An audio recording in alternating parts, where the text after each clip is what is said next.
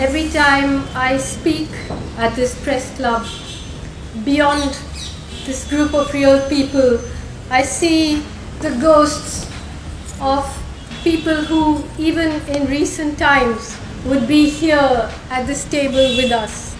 The ghosts of all of them who are today in prison. People who have spoken up. Recently, in fact yesterday, when someone sent me a draft of this press conference, they said a group of eminent people will address the press, and I said there are no more eminent people in this country. Everybody is fair game, you know. Everybody is now on the list or on the waiting list or on the reservation against cancellation list. And so I don't know who the next lot of people who will be here speaking to you when this lot have probably been dealt with. So I do want to salute all those people who have stood up and who are today behind bars. The people from Bhima Koregaon, the people, the lawyers, the academics, the professors, the journalists, the students, the anti-CAA activists, all of them.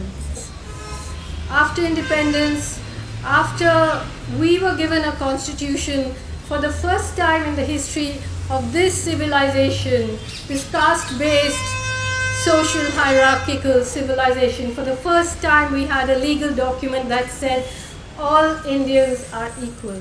The police, the politicians, and even, I'm afraid, the judges in our courts are reading a different constitution from the one that we know and we were taught. Now we are reduced to begging for our citizenship and even begging not to be just mass incarcerated in prison. Of course, this system of incarceration began on the edges of this country, in Kashmir, in the states of the northeast, in Chhattisgarh, in central India, where hundreds, thousands of Adivasis and villagers, nameless and unknown, are in jail, charged with sedition, charged with this UAPA Act, the Unlawful Activities Prevention Act. If there is one thing that this panel must demand, it is the revocation of that law. Because that is not a law. That is just a loose collection of words which allows a state to charge anyone with anything and imprison them for months and years together. That law, if it is not repealed, any amount of protests are not going to help us. What happened in Hathras shows you the rot, that every organ in this country is rotten.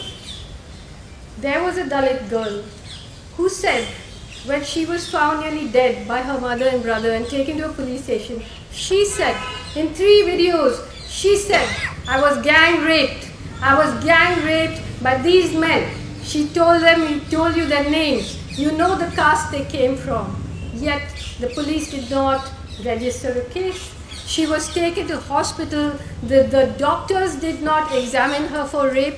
They all started only looking at the strangulation wounds, and gradually the police, the medical community, the judicial community leaks caste out of the whole thing and makes it sound like some unfortunate crime, and hey, for all you know, maybe her mother did it, maybe her brother did it. So every aspect of our society is rotten now. The most rotten part of this country is the mainstream media. You know, people who think or who have the audacity to call themselves journalists or television anchors, basically spineless pets on a saffron leash, drawing massive corporate salaries, destroying the lives of people. I mean, look at Omar Khalid. How many years have they lied about him? How many years have they called him names? How many times have they completely endangered his life? And that build-up of him is now the reason that he's in jail. And we would not be in a state of fascism if it was not for the Indian media. Today, you have a country whose economy is in shreds. People are hungry, people don't have jobs, everything is coming apart, but we are held together by a pipeline of hatred which is funneled by the mainstream media. But today we are in a situation where we have a ruling party that does not want an opposition to exist.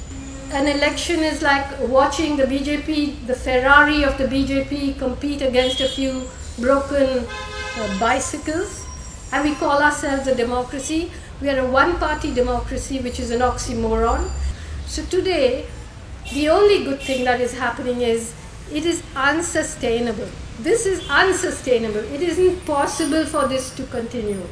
So you are seeing one by one individual judges, individual chief ministers, individual politicians slowly come up to realize it is not possible.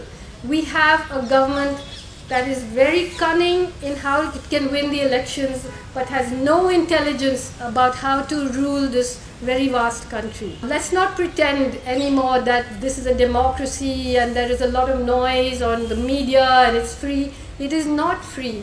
And I will lay a huge amount of responsibility on the doorstep of the corporate funded mainstream media, of the corporates that do fund this toxic media. Some corporates have started being worried about it because they know that in a climate like this, when the world's economy is integrated, even the people who work for the BJP, who support the BJP, who vote for the BJP, even they will be finished. Even the people who want to have a Hindu Rashtra at home and have their children in America, the next generation of children that are educated here will not be competent to study anywhere else in the world. It's over. The story is over. Unless every one of us, whatever our differences, realize that we are up against fascism.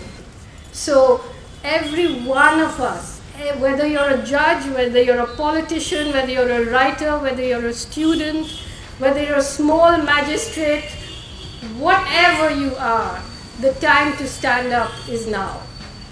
Thank you, ghosts, for listening. Bye.